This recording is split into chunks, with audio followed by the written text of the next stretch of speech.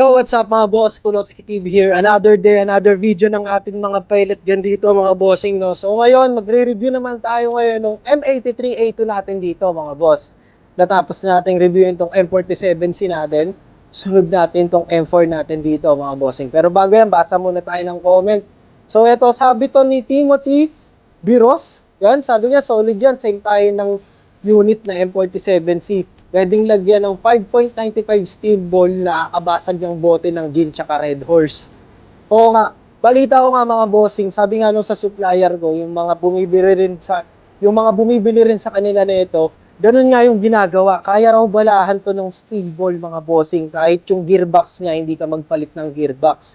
So yung iba kasi sabi, mas maganda kung mag-upgrade ka ng gearbox para mas tumibay tsaka mas lumakas. Kaya talaga yung steel ball. Pero siguro para sa akin, hanggat hindi nasisira yung gearbox nito, para sulit ba? Para sulit. Para hindi ka muna magpalit ng gearbox. Gamitin nyo muna yung stock na gearbox nito para masulit nyo rin bago kayo mag-upgrade. Magkaano rin kasi yung upgrade yan pag bumili kayo ng isang set. Ito naman, sabi to ni Kelvin, solid yan, shotgun na yan. Gamit siya ni Arnold Schwarzenegger doon sa movie niya na Terminator. Kaya pala parang familiar sa akin yung unit mga bossing. Ito yung replica na ginamit doon sa movie na Terminator, no? Wow! Dito nga pala mga bossing, may dumating pa sa akin na mga gel blaster. Sa mga naghahanap ng gel blaster dyan, meron ako dito 10 pirasong gel blaster. Ito yung sample niyan. Ito yung M4.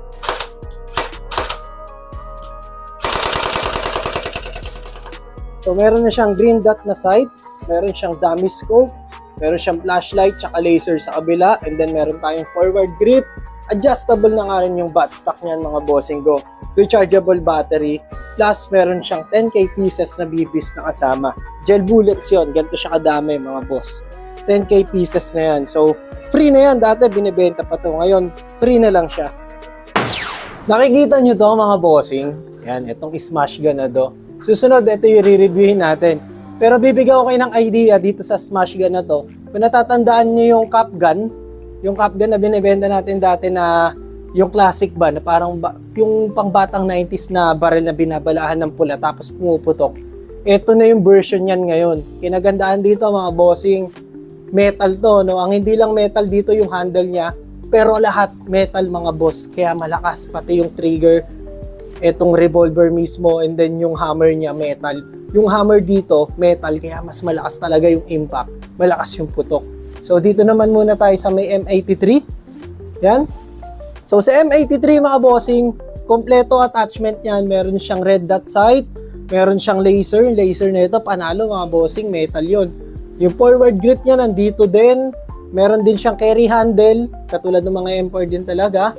May flashlight.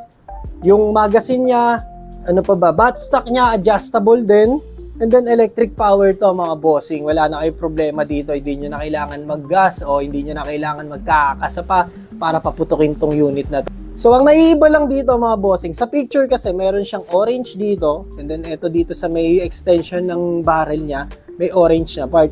So pag sa mismong unit niyan, walang orange part yan mga bossing. All black lang talaga. Ito kasi nilalagay ito para ma-determine na laruan lang tong ibinebenta. So nilagay talaga yan, orange part na yan para magmukha siyang laruan. Kasi pag pinull black yan mga bossing, mukha siyang real firearm talaga. And then yung size nito, katulad sa real firearm mga bossing, yung size niyan. So, buksan natin. Ayan siya. Pero yung FPS netong M83A2 mga bossing, 200 to 280 FPS. So, depende pa yan kung magpapalit kayo ng gearbox mga bossing, mas lalakas pa yung FPS niyan kung mag-upgrade kayo ng gearbox. So, kasama na ito mga bossing. Ayan, ito nga yung flashlight niya. Kompleto to, pati batteries mga bossing, di nyo na po problemahin. Kasi yung scope na kasama nito, yung red dot scope nito, battery operated din, may kasama siyang battery. So, nandito na lahat yan. Ito, may AAA battery para sa flashlight. So, meron tayo dito CMOS battery para dito sa red dot. And then, meron ding maliit na battery para dito. Ayan, ito yung maliit na battery para dito sa laser niya. Yung laser niya, bossing, ang ganda din talaga. Metal. So, yung laser niya, mga bossing, may cable cord yan, mga boss. Di siya rekta dito na pipindutin. So, ito yung pindutan niya. So, kayo nang bahala kung saan nyo gustong ilagay ito. Dahil dito sa picture, dito nakatali yan.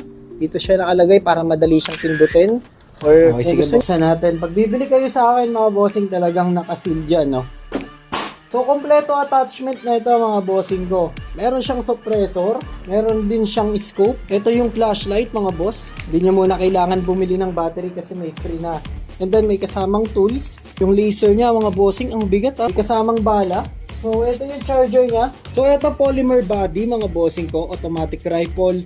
Full size replica. Kung sa attachment lang mga bossing, ang daming attachment nito, no? Tama na nga yung extra forward grip natin. Merong silencer. Kung ayaw mo ng silencer, pwede mong ipalit to.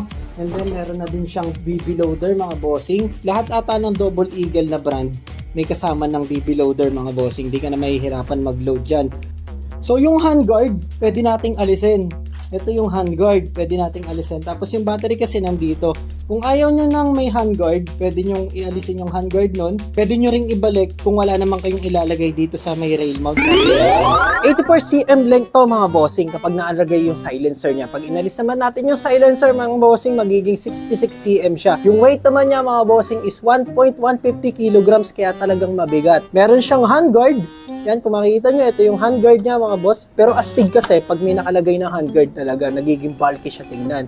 So dito, pwede kayong maglagay ng scope dito. So kung hindi nyo ilalagay yung flashlight at gusto nyo medyo bulky tignan, magiging bulky rin naman siya tignan. Pero astig talaga pag meron siyang handguard sa gilid. So dito sa ilalim, yung removable natin dito na forward grip. Yan, ito kailangan din to nakalagay ito talaga dito. Depende sa inyo kung hanggang saan nyo gusto ilagay. Yan, pag ganyan siya mga boss. And then dito hinigpitan sa ilalim. Dito naman mga bossing, andito yung selector niya mga boss. Kung gusto niyo naka-semi or naka-fully auto, and then andito rin yung safety niya dito sa gilid. So mapapansin niyo dito sa may grip niya, meron siyang safety button dito mga bossing. Para siyang yung sa mga gas type natin dito na pistol. Kapag hindi niyo diniinan yan, hindi yan magpa-fire. Hindi niyo mapupull yung trigger niyo. So matigas yung trigger niyo, wag yung pe-persay, masisira yan. So kailangan nakadiin dyan. So nakadiin dyan yung isang finger niya dito sa may safety button, and then pwede nyo nang i-pull yung trigger. Ayan siya mga boss, mapupull nyo yan. So meron siyang safety na gano'n dito sa may grip natin mga bossing ko. Buttstock niya adjustable. Ayan. So siguro sa 84cm na length, sagad yung buttstock nun. Ayan siya mga boss, ganyan siya kahaba. So yung carry handle niya mga bossing, natatanggal niya, removable niya. Pwede nyo rin ikabit pag gusto nyo, pero maganda kasi kung may carry handle. Yan siya, ganyan niya siya hahawakan kapag din siya gagamitin. Video niya. Ay, dito ka lang sa likod yan. Yun yung target natin. Yan, bagong-bagong target yan. Pakita mo nga pa rin, lapit mo dyan. So yan, available sa akin yan. 2K, may kasamang stand. Tapos metal yung pinaka-mismong target. Okay, subukan natin kung gaano kalakas to. Okay, kahit doon ka na lang pre. Yan, yan, dyan ka na lang.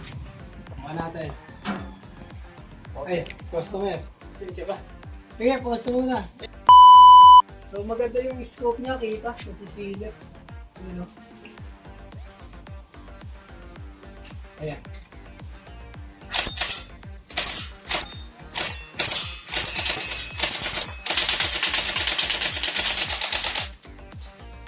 Mabilis mo ubos yung bala pag naka-fully auto mga boss. Pero ito yung tama niya.